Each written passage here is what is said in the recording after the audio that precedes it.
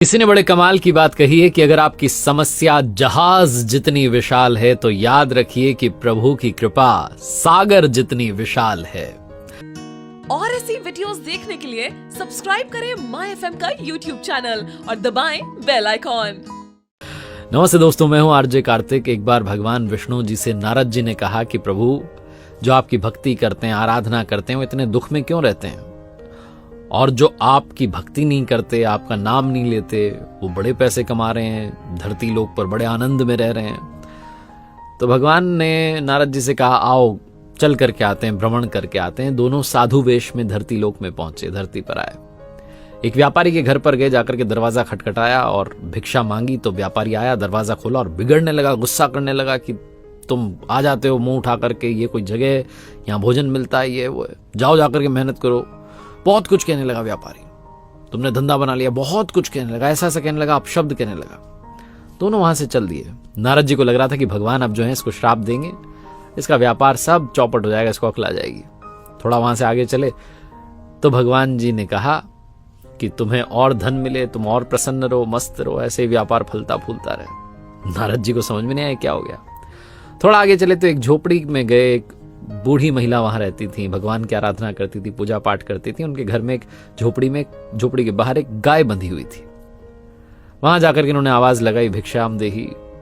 माता जी आई, उन्होंने कहा कि भोजन तो नहीं करा सकती, लेकिन गाय है, दूध आपके लिए उसका इंतजाम कर सकती हूं। तो एक गिलास दूध लेकर के आ गई, आसन बिछाया, दोनों साधुओं को बड़े अच्छे से उन्होंने दूध पिलाया। उन्होंने कहा कोई चिंता की बात नहीं, आप बस आशीर्वाद दे के जाइए, मेरा जीवन ऐसे ही चलता रहे, मैं तो भक्ति करती हूँ। बहुत कुछ कहने लगे। दोनों साधु जो वेश में आए थे, भगवान जी और नारद जी, वहां से चल दिए। थोड़ा सा आगे गए तो भगवान पीछे पलटे झोपड़ी की तरफ और कहने लगे कि तुम्हारी जो गाय है वो कुछ दिनों में चल बसे। इस तरीके से जैसे ही उन्होंने कहा, नारद जी सराहने गए। उन्होंने कहा आप क्या कर रहे हो? जो व्यापारी हमें गाली दे के भगा रहा है, जो हमें उल्टा सीधा कह रहा है, उसके लिए आप कह रहे हो कि उसको और पैसा मिले। और जो माता जी इतने प्रेम से हमारे, उन्होंने लिए दूध का इंतजाम किया, इतने आदर से हमारा सत्कार किया, उनको आप कह रहे हो कि गाय तुम्हारी चल जाए, चल बसे। भगवान ने कहा तुम समझे नहीं, मैंने व्यापारी को और उसका व्यापार बढ़े ऐसी बात कही। क्यों कही?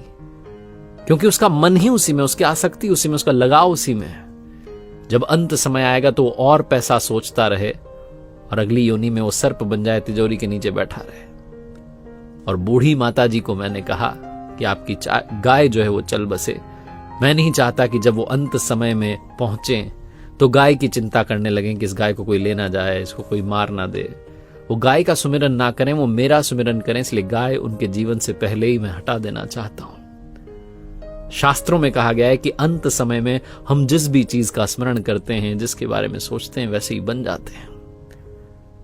अगर हम स्मरण ही प्रभु का करेंगे तो अंत समय में भी प्रभु ही याद आएंगे और हम उनके धाम पहुंच जाएंगे। इस कथा का सार यही है। इसलिए जो होता है उनकी मर्जी से होता है, उनकी कृपा से होता है। इस बात को स्वीकार कीजिए और जीवन के हर पल को जीना शुरू कीजिए। एक बार फिर से वही बात जो अक्सर आपसे कहता हूं, ऊपर वाले के आशीर्वाद के साथ, अपनी मेहनत और अपनों के प्यार के साथ कर दिखाओ कुछ ऐसा कि दुनिया करना चाहे है आपके जैसा। ऐसे ही वीडियोस देखने के लिए सब्सक्राइब करें माय एफएम का ऑफिशियल यूट्यूब चैनल। याद रखिए, अगर आप कुछ अच्छा सुन रहे हैं तो माय एफएम सुन रहे हैं। चलो आज कुछ अच्छा सुनते हैं।